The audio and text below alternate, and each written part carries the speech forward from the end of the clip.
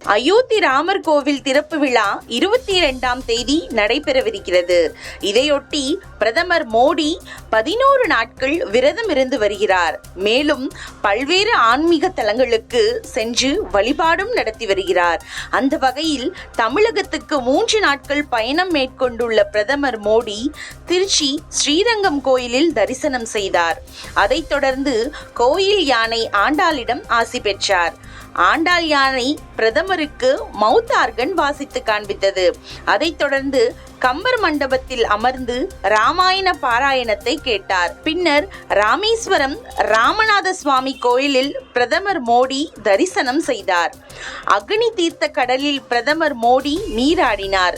திருச்சியிலும் ராமேஸ்வரத்திலும் அவருக்கு உற்சாக வரவேற்பு அளிக்கப்பட்டது. காசா போரால் மிகவும் பாதிக்கப்பட்டவர்களுக்கு உடனடி நிவாரணம் அளிக்கும் வகையில் நிலையான தீர்வு தேவைப்படுகிறது.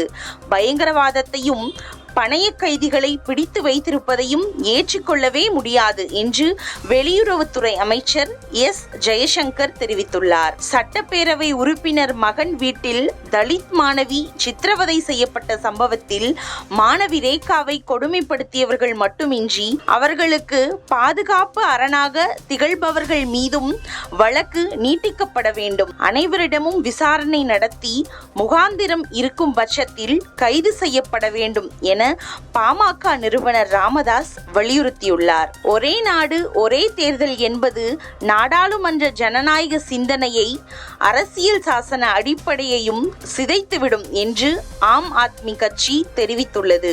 மேலும் இது தொங்கு சட்டமன்றத்தை சமாளிக்காது என்றும் கட்சி தாவலை ஊக்குவிக்கும் என்று அக்கட்சி கூறியுள்ளது. பண மோசடி வழக்கில் ஜார்க்கண்ட் முதல்வர் ஹேமந்த் சோரனுக்கு அமலாக்கத்துறை சார்பில் 8 சம்மன்கள் அனுப்பப்பட்டன. ஆனால் ஒரு முறை கூட அவர் விசாரணைக்கு ஆஜராகவில்லை. இந்நிலையில் அவரது இல்லத்தில் வைத்து சனிக்கிழமை அமலாக்கத்துறை அதிகாரிகள் விசாரணை நடத்தினர். இந்த நிலையில் அவரது கட்சியை சேர்ந்தவர்கள் வீட்டின் முன்பு குவிந்ததால் பாதுகாப்பு அதிகரிக்கப்பட்டது. இதனால் முதல்வரின் இல்லம் அமைந்துள்ள பகுதியில் பரபரப்பு நிலவியது.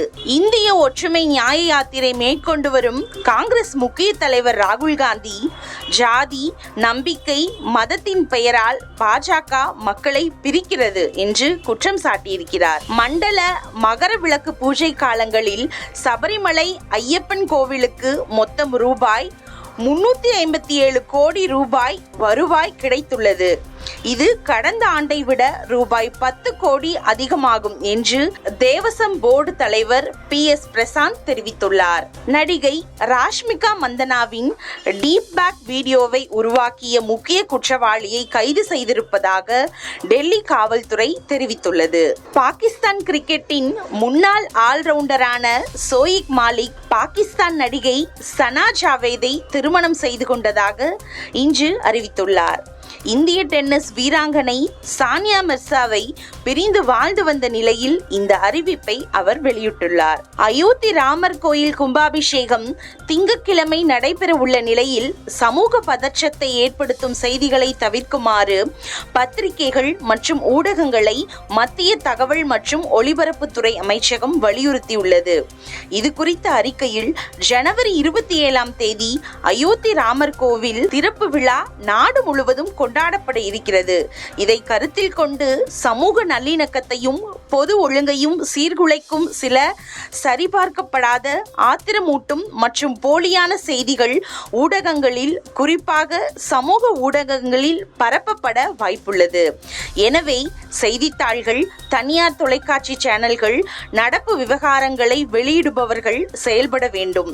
தவறான மத நல்லிணக்கத்துக்கும் பொதுமக்களுக்கும் இடையூறு விளைவிக்கும் செய்திகளை வெளியிடுவதை தவிர்க்குமாறு அறிவுறுத்தப்படுகிறார்கள் என்று தெரிவிக்கப்பட்டுள்ளது.